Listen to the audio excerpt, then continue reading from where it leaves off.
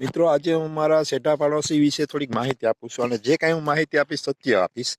જો આ પ્રથમ મારો રસ્તો છે, જો કેવો ચોખ્ખો છે. દવા મારીને અમે આખો રસ્તો જો ચોખ્ખો રાખ્યો છે. હવે તમે સામે જુઓ, આ સલીમભાઈ આસામનું ખેતર છે. જો એમાં કેટલો શેડો ઊભો છે. આમાં સાપ કે એવું કઈ અંદર પડ્યું હોય તો કેમ ખબર પડે એમ. ને બીજું, આ રસ્તો છે એ સાવ 8 ફૂટનો જ છે. એટલે આમાંથી અમારું ઓલા ખેતર બીજા ખેતર જવા માટે ન કટરા હાલે કે ન અમારું જે ટ્રેક્ટર છે એમાં આ 8.5 ફૂટનો લોઢિયો છે. 8.5 ફૂટનો લોઢિયો એટલે ખેતર લઈ જવું તો હમમાં બંને સાઈડ પાડા કરેલા છે. જો એટલે શું થાય કે એ પાડા કરેલા હોવાથી લોઢિયો આ પાડા નડી જાય ને અહીંથી કટર ન હાલે ઓલા ખેતરમાં.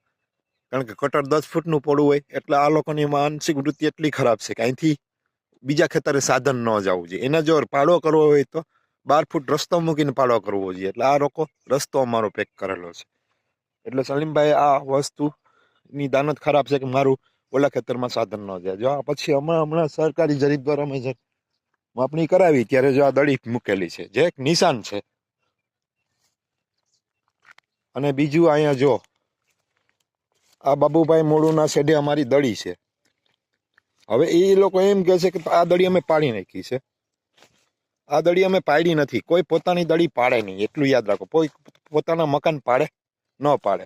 તો દડી પાડે કોને? જેને તકલીફ છે એને પાડે છે. અમને આ દડીથી કઈ તકલીફ નહોતી એટલે અમે નથી દડી પાડી. અને ત્રીજું, જે આ બાબુભાઈના છોકરા છે, જો આ અમારા ઝાડવા છે, 5 વર્ષ ત્યાં એને પડ્યા નથી. અમને વેચવા દેતા કે નથી અમને ઓલું કરવા દેતા. હવે જો આ ઝાડવા છે બધા અમારા દડીની અંદર છે, છતાં આ લોકો શું કહી રહ્યા છે, ભાઈ જે ઝાડવા છે એ અમારા છે. ભાઈ દડીની અંદર આ બાજુ છે અને દડી માન્ય નથી તો અમે મપવો. અને જો આ બાબુભાઈના મૂળે જો આ થોર ટ્રેક્ટર મારીને પાડી નાખ્યો. શું કામે? એને તકલીફ છે અને આ બાજુ અંદર આવવું છે એટલા માટે. હવે હું તમને બીજું એક પુરાવો આપું કે જે આ ગુંદો છે. આ ગુંદાનું ઝાડવું છે અમે 25 વર્ષ થયા, એટલે મારા દાદાના દાદા વખતથી અમે ઉતારીએ છીએ. તો એ ઝાડવું અમારું હોય તો વાડ અમારી હોય કે ન હોય.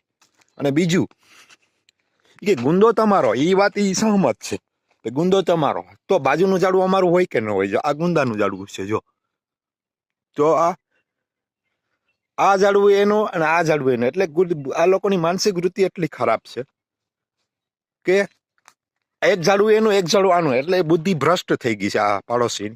એને જમીન ઓછી છે એટલે બીજાની જમીનમાં દબાવવાનું કરે છે. મારા 14 લીમડાના ઝાડવા છે, અમને નથી કાપવા દેતો. જઈ કાપવા આવે તો ઊભો થઈને દોડ્યો આવે છે. અને આ મુદ્દે જો કાલે અમે આ લોકોએ ટ્રેક્ટર મારીને થોડો ઓલો કરી નાખ્યું તો અમે